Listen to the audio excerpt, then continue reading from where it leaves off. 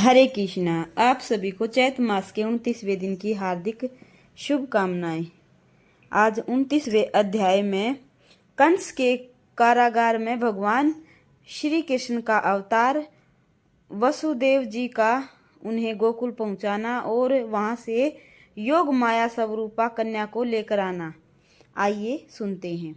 व्यास जी बोले, हे राजन, उग्रसेन पुत्र कंस के द्वारा देवकी के 6 पुत्रों का वध कर दिए जाने पर तथा 7वां गर्भ गिर जाने के पश्चात वह राजा कंस नारद जी के कथा अनुसार अपनी मृत्यु के संबंध में भली भांति विचार करते हुए सावधानी पूर्वक 8वें गर्भ को गिरने से बचाने का प्रयत्न करने लगा। उचित समय आने पर भगवान श्री हरि अपने अंश के साथ वसुदेव में प्रविष्ट होकर देवकी के गर्भ में विराजमान हो गए। उसी समय देवताओं का कार्य सिद्ध करने के उद्देश्य से भगवती योग माया ने अपनी इच्छा से यशोदा के गर्भ में प्रवेश किया।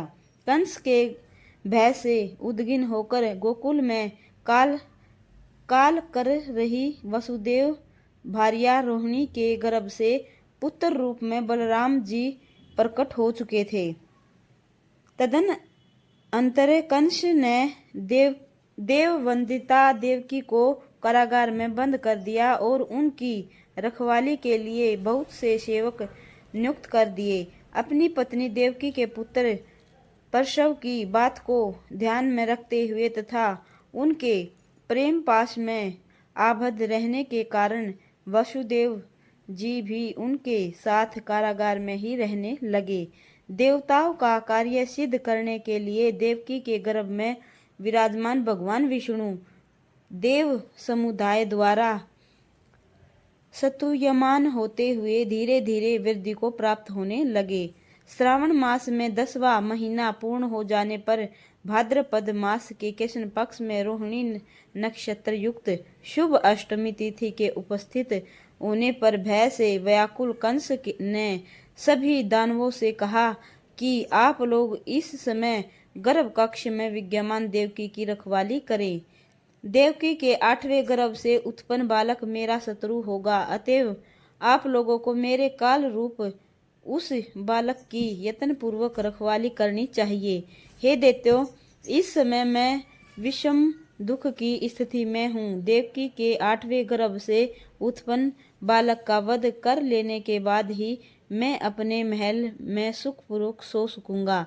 आप सभी लोग अपने हाथों में तलवार, भाला और धनुष धारण करके निद्रा तथा आलस्य से रहित होकर चारों ओर दृष्टि रखिएगा। व्यास जी बोले, उन दैत्यों को यह आज्ञा देकर भयाकुल तथा चिंता के कारण अति दुर्बल दानव कंस तत्काल अपने महल में चला गया, किंतु वहां भी वह सुखी की नींद नहीं सो पा रहा था। तत्पश्चात मध्य रात्रि में देवकी ने वसुदेव जी से कहा, महाराज, मेरे प्रसव का समय आ गया है, अब मैं क्या करूं? यहाँ पर बहुत से भयंकर रक्षक नियुक्त हैं। यहाँ आने के पूर्व नंद की पत्नी यशोदा से मेरी यह बात निश्चित हुई थी। उन्होंने कहा था, हे मानिनी, तुम अपने पुत्रों को मेरे घर भेज देना, मैं मन लगाकर तुम्हारे पुत्र का पालन पोषण करूंगी। कंसों को विश्वास दिलाने के लिए मैं तुम्हें इसके बदले अपनी संतान दे दूंगी। अतः हे प्रभु, इस विषम परिस्थिति में अब हमें क्या करना चाहिए? हे सुरत ने, आप इन दोनों संतानों की अदला बदली करने में कैसे समर्थ हो सकोगे? हे कांत, आप अपना मुख फेर कर मुझसे दूर होकर बैठिए, क्योंकि दुस्तर लज्जा के कारण मैं संकोच में पड़ रही हूँ। हे स्वामिन, इसके अतिरिक्त यहाँ कुछ विशेष कर ही क्या सकती हूँ? देवतुल्य महाभाग देव वसुदेव से ऐसा कहकर देवकी ने उसी अर्धरात्रि की शुभ वेला में एक परम अद्भुत बालक को जन्म दिया। उस सुंदर बालक को देखकर देवकी को महान आश्चर्य हुआ। पुत्र प्राप्ति के कारण हर्षात्रिकेश प्रफुल्लित अंग महाभागा देवकी ने पति से कहा, हे कांत, अपने पुत्र का मुख तो देख लीजिए, क्योंकि हे प्रभु, इसका दर्शन आपके लिए फिर सर्वथा दुर्लभ हो जाएगा। काल रूपी मेरा भाई कंस आज ही इसका वध कर डालेगा।